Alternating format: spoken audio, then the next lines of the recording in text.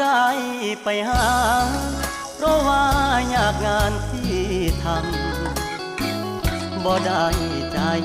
ดำยังกึดน้ำตัวน้องคือเก่าบ่ได้เปลี่ยนไปหัวใจอ้ายยังห่วงเจ้า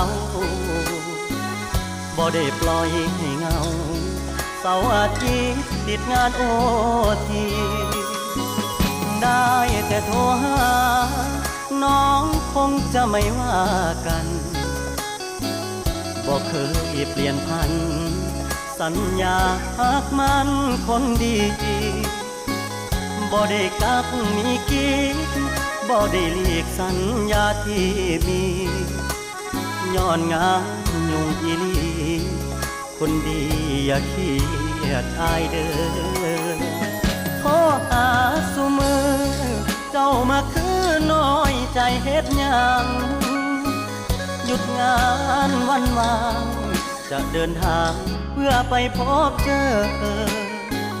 อย่ามาสงสัยว่าอายมีใครแทนเธอหักมันเสมอบอกเคยเพลอสิคิดนอกใจงานยากอีหลี